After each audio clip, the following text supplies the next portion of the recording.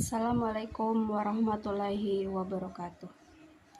Halo teman-teman, perkenalkan nama saya Syarifah Abdullah dengan NIM 859849817 dengan prodi PGSD dengan mapel Filsafat Ilmu, tutor Ibu Marta GS Siagian MPD. Selamat siang semuanya. Pada kesempatan kali ini, saya akan menjelaskan hubungan timbal balik yang erat antara filsafat ilmu. Hubungan keduanya bukanlah hubungan satu arah, melainkan saling memengaruhi dan memperkuat satu sama lain. Mari kita bahas secara rinci, mulai dari mana dan bagaimana filsafat ilmu berperan bagi ilmu pendidikan. Yang pertama, filsafat ilmu menguasai dan memperkuat eksistensi keilmiahan serta nilai-nilai dalam ilmu pendidikan. Sebagai cabang ilmu pendidikan membutuhkan landasan yang jelas agar tetap berada dalam jalur yang benar dan bermanfaat. Filsafat ilmu berfungsi sebagai kerangka acuan yang menetapkan syarat-syarat suatu pengetahuan dapat disebut sebagai ilmu. Melalui pengawasan tersebut, ilmu pendidikan terjamin kebahasaannya. Tidak hanya sekedar kumpulan gagasan, melainkan pengetahuan yang struktur, sistematis, dan dapat dipertanggungjawabkan. Selain itu, filsafat ilmu juga menanamkan nilai-nilai seperti kebenaran, keadilan, dan kemanusiaan ke dalam ilmu pendidikan. Sehingga ilmu ini tidak hanya fokus pada aspek teknis, tetapi juga pada tujuan luhur pembentukan manusia yang utuh. Yang kedua, hubungan ini berjalan dua arah, di mana pendidikan yang bermakna dan bernilai juga turut memperkuat perkembangan filsafat ilmu. Pendidikan adalah bidang yang selalu berkembang mengikuti perubahan zaman, tantangan masyarakat, dan kebutuhan manusia. Berbagai persoalan baru yang muncul dalam dunia pendidikan bahan refleksi, penelitian, dan kajian kritis bagi para ahli filsafat ilmu. Melalui pengalaman dan temuan dalam pendidikan, filsafat ilmu terus diperkaya, diuji kebenarannya, dan dikembangkan agar tetap relevan dengan kenyataan.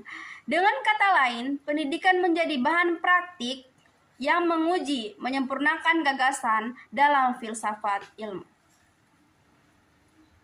Yang ketiga, filsafat ilmu sering disebut sebagai pisau analisis yang terdiri dari ontologi, epistemologi, dan aksiologi. Dalam membedakan persoalan pendidikan, mari kita bahas satu persatu. Ontologi membahas tentang hakikat sesuatu yang dalam pendidikan berarti membedakan hakikat manusia, hakikat pembelajaran, dan hakikat tujuan pendidikan. Sedangkan epistemologi membahas tentang asal, cara memperoleh, dan kebahasaan pengetahuan yang membutuhkan kita, metode pengajaran, cara menyampaikan materi, dan cara menilai hasil belajar yang benar. Sedangkan aksiologi membahas tentang nilai dan kegunaan yang menentukan kita untuk menentukan apa yang pantas diajarkan, nilai apa yang harus ditanamkan, dan bagaimana pendidikan dapat memberikan manfaat bagi kehidupan. Ketiga aspek ini bekerja sama untuk mengurangi persoalan pendidikan secara mendalam, komprehensif, dan terarah. Yang keempat, mari kita lihat contoh nyata penerapan dalam praktik pendidikan, baik dalam kebijakan, kurikulum, maupun proses belajar.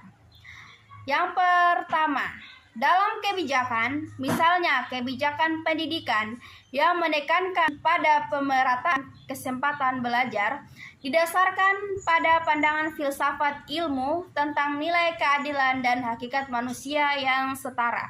Yang kedua, dalam kurikulum, penyusunan kurikulum yang menyeimbangkan pengetahuan teoris dalam keterampilan praktis merupakan hasil pertimbangan epistemologi tentang cara pengetahuan diperoleh dan dikembangkan.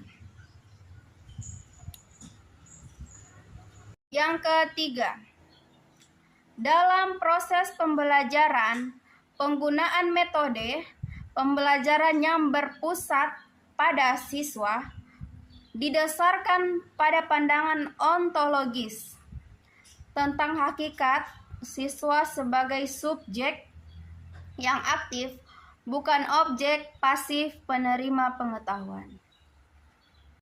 Sebagai kesimpulan, filsafat ilmu dalam pendidikan adalah dua hal yang tidak dapat dipisahkan.